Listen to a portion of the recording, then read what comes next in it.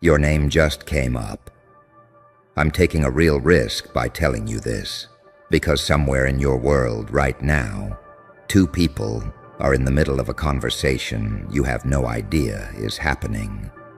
And it isn't light. It isn't the kind of exchange where someone mentions you in passing and then moves on.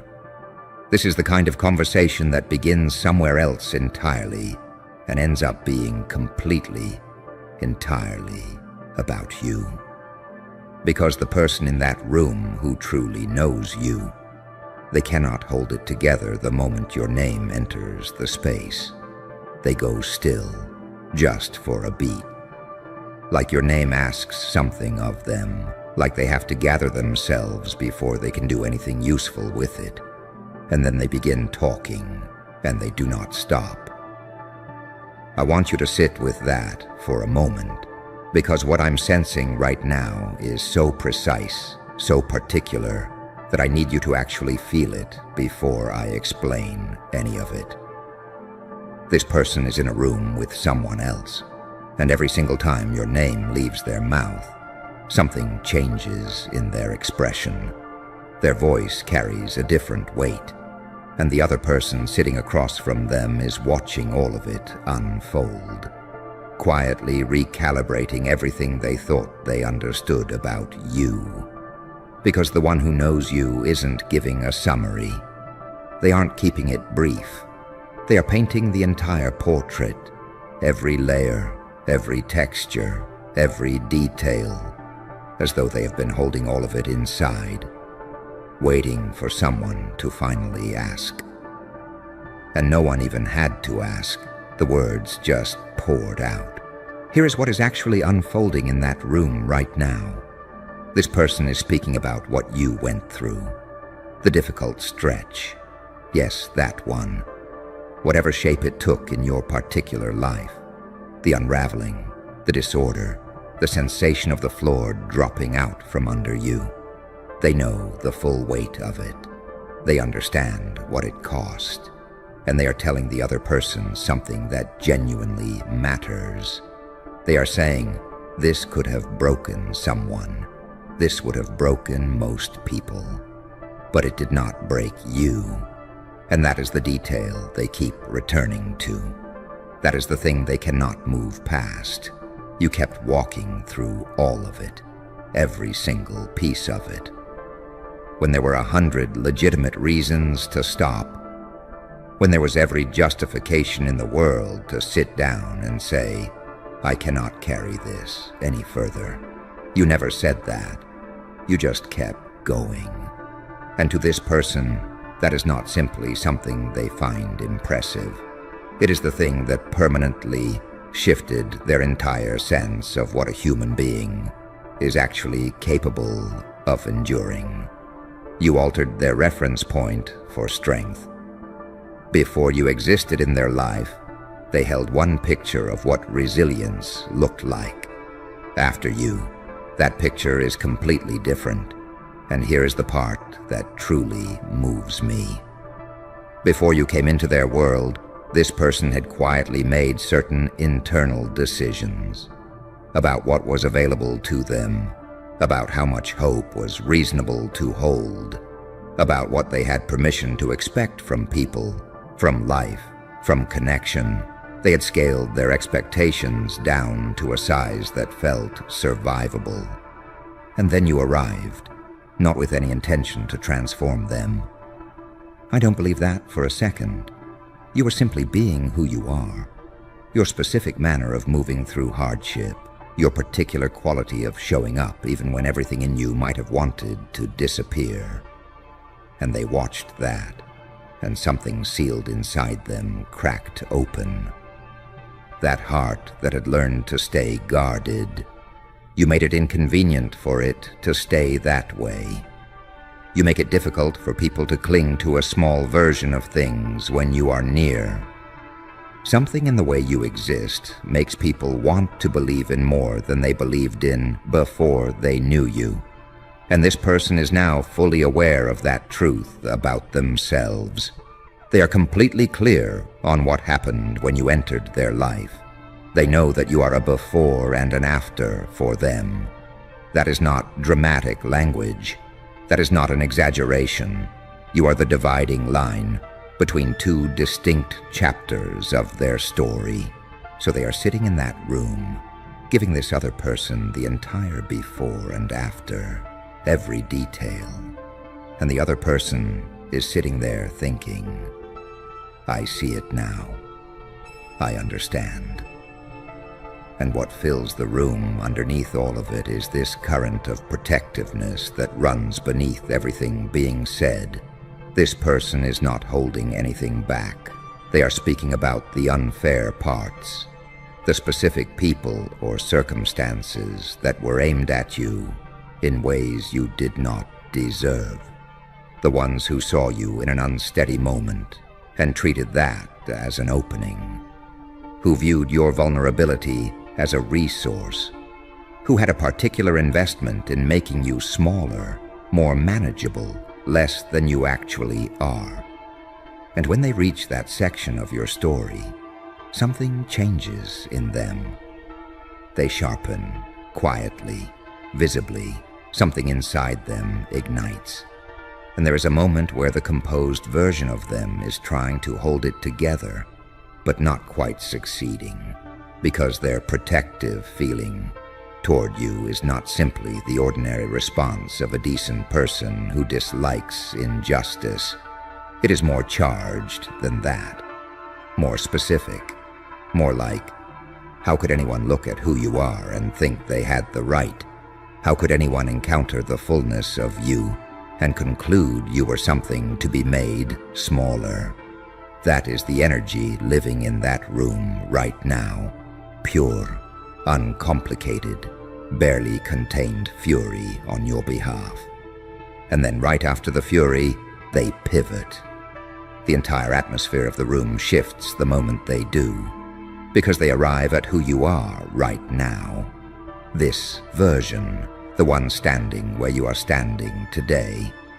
Not the version from inside the difficulty, not the one still in the thick of it, the one who came all the way through to the other side, the one that exists in this present moment. And when they get there, there is this transformation in them, like watching someone's entire face rearrange itself. The heaviness simply lifts. What replaces it is something I can only describe as radiance, because this is their favorite part of your story. This is the chapter they could return to endlessly. You, standing in your full power, not waiting for circumstances to align, not waiting for permission, not still bent under the weight of what was done to you, just standing fully in everything you actually are, with all your clarity, all your tools, all the hard-won understanding of yourself, with more genuine access to who you are than you have ever possessed before. And this person is in that room trying to convey that to someone who may not see you regularly. And they keep saying things like, "No, I don't think you're understanding me." The person I'm describing isn't simply okay after everything they lived through. They are standing in more power than they have ever had. You need to understand. This person is something to witness right now. And they mean every word of it, every single word. But here is what I need you to truly hear. This person is not being subtle about you, not even slightly. And I don't mean that unkindly. I mean it with full warmth. They are so visibly, so helplessly drawn to you, and they are operating under the impression that no one around them can detect it. Everyone can detect it. The other person in the room can detect it. I can detect it. And I am not even physically there. And here's the part that keeps catching them off guard. Every so often, something slips out. Something a little too detailed, a little too close, a little too warm for what was supposed to be a neutral description of someone they happen to know. And the moment it slips out, they notice it themselves. They catch it, pull back slightly, Return to the composed version. But the other person caught it too, and they are absolutely not saying a word about it. They're just sitting there, quietly registering. Oh, so it's like that. Understood. It is very much like that. This person wants to have a direct, real conversation with you, not filtered through anyone else, not as background noise in someone else's exchange, some version of everything they keep saying in that room. They want to say directly to your face. They haven't done it yet. And here is where I genuinely have to stop myself from smiling, because they are rehearsing right now.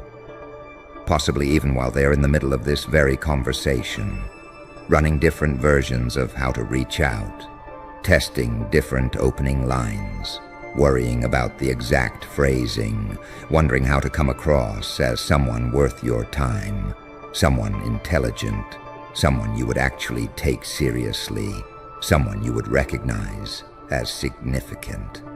And the thing is, people do not rehearse conversations with people who are unimportant to them. People do not lose sleep over word choice with someone they could take or leave. The volume of nervous energy going into crafting this opening line is directly proportional to the degree to which you matter to them. And it is an enormous volume of nervous energy, which means you matter enormously, not a little, not in some containable way, enormously, and beneath all of it, beneath the awe, the protectiveness, the way it keeps showing up on their face no matter how hard they try to manage it, there is simply missing you. This person misses you in a way that doesn't pause, not in an occasional, sometimes something reminds me of you kind of way. In a you are woven into the background of my ordinary days kind of way. Things happen, and you are the first person their mind turns toward.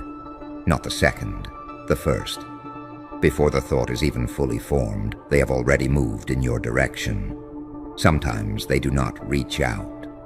Maybe there are circumstances, maybe there is distance, maybe there is timing, or some specific situation that applies to whatever is true in your particular life as you hear this. But the turning toward you happens regardless, every time, without their choosing it. It simply happens. And here's the specific thing I want you to hold on to. They are not missing a version of you that no longer exists. They are not grieving who you used to be.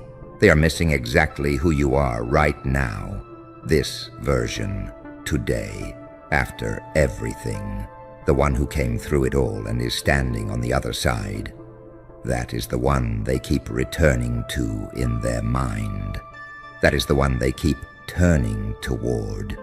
You probably do not walk around feeling this on ordinary days. You most likely don't. You are probably just living your life, tending to whatever is directly in front of you, moving through things the way you do. And you don't walk around with a conscious awareness of being someone's great love, or someone's most treasured conversation, or the person who cracked open another person's entire inner world. But you are. That is precisely what your name is doing in that room right now. And I need you to receive that seriously, not for their sake, for yours. Because you spent real time in real conversations, in real situations that worked very hard to tell you something different, that made a specific investment in convincing you that you were less, that you were smaller, that you should accept what was being offered because you weren't deserving of more. And you came all the way through that. You are not going to come all the way through that and then keep walking around inside the version of yourself that those situations were trying to leave you with. That is not how this works. You are the name that requires a pause. You are the person someone is in a room right now attempting to explain. and running out of language. Because you do not fit inside ordinary description. You are the one they cannot state plainly, cannot reduce, cannot make casual, cannot keep from appearing on their face every time they try. And here is where I have to be straightforward with you. You have been waiting for permission. You have been waiting for someone to finally confirm what you already know to be true. But that ache, the ache of waiting to be chosen, it is transforming into something different now. It is becoming the catalyst for something radical. It is becoming the thing that drives you to finally choose yourself. Not as an afterthought, not as a consolation, as the primary event, as the person who matters most, to yourself. Because an unfiltered, honest, direct conversation is the deepest form of real intimacy there is. Not grand displays from a distance, not quiet admiration that never speaks. A nervous, honest, direct conversation, face to face. Two people showing up as they actually are, without armor, speaking what is true for them. That is what you are waking up to. That is what you are beginning to require. And if this person who is in that room right now, rehearsing their opening line, can find the courage to have that conversation, that becomes information, that becomes clarity, that becomes the moment you realize you have been waiting for someone brave enough to meet you where you already stand. Maybe they will find that courage. Maybe they will reach out. Maybe that conversation will finally happen. But whether it does or whether it doesn't, one thing remains absolutely true. You survived something that would have broken most people, and that survival was not a punishment.